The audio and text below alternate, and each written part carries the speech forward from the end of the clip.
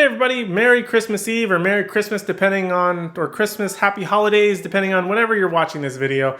Welcome to Cinematically Late, the series dedicated to talking about movies that I may have missed for whatever reason. Today we are talking about Illumination Studios and Universal Pictures' The Grinch.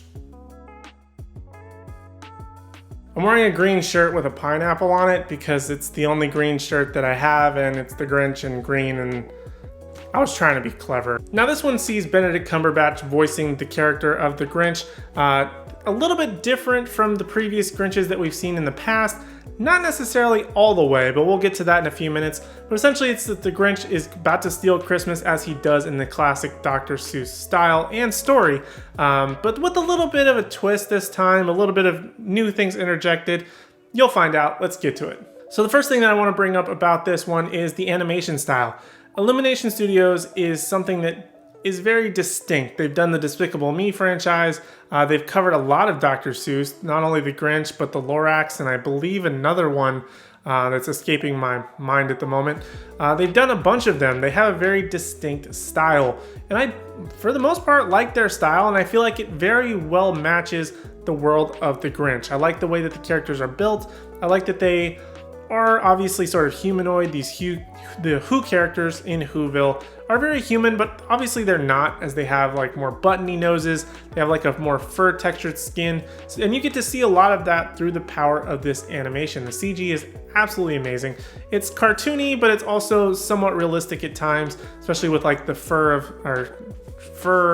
hair, I guess you want to call it, of the Grinch. But for the most part, I did like the animation, just the overall look. It sells that this is a very holiday themed town, that this is a very fictionalized world, obviously, of Dr. Seuss. It just works. And I really like the extra efforts that they go in building Whoville, which we did see in the previous version of Dr. Seuss's How the Grinch Stole Christmas starring Jim Carrey, which was a more live action version. We did get to see Whoville. But this one, I think, just added a certain extra element that it was fun and you can really feel the environment.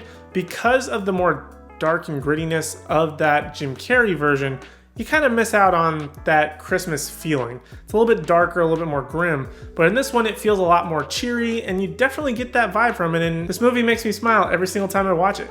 But despite all the fun that this movie gives me, I feel like there were some missed opportunities. There were a lot of good things that came about of this movie, but there were a lot of missed opportunities, but I don't think that it's necessarily all bad. Now, when I say missed opportunities, I mean that there were a lot of expansions of Whoville, of the Grinch's story, somewhat, as well as giving Cindy Lou a more backstory. And this one, she actually has a purpose. She has a backstory that feels a little bit more relatable in a lot of ways. She has a purpose, unlike previous other versions. So I did like that departure. I did like that they built the world of Whoville, adding like the store and like grocery shopping and all these other cool things that the Grinch goes and does throughout the story.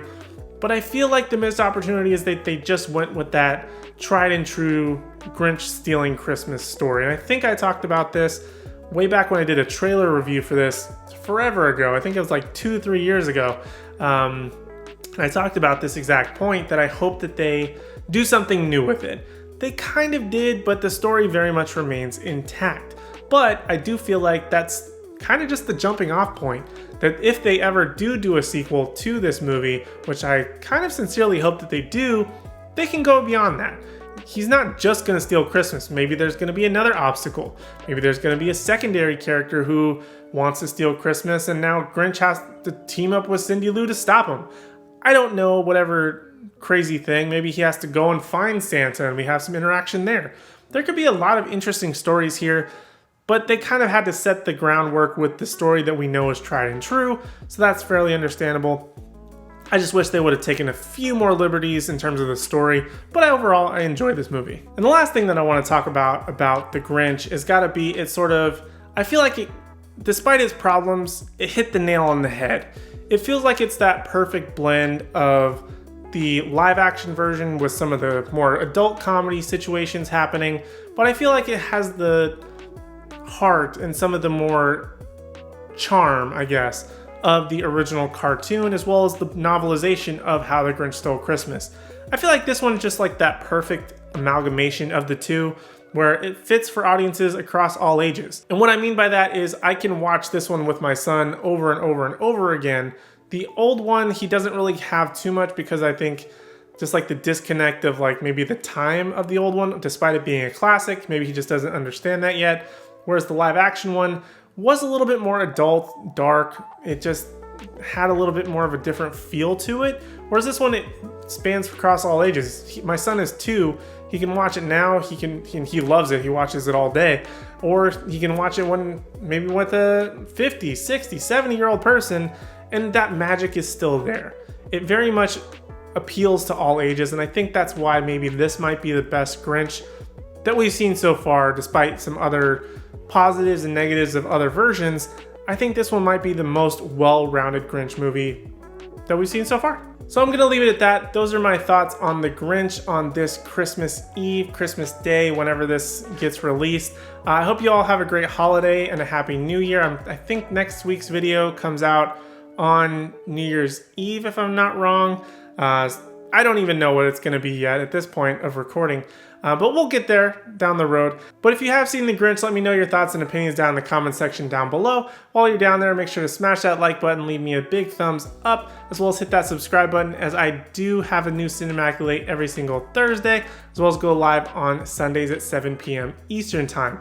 Other than that, thank you guys so much for watching. Thank you for an amazing year here on YouTube. Thank you so much for supporting this crazy YouTube thing that I do. I really do appreciate it. I hope you have a happy holiday season, and I hope to see you in the next one.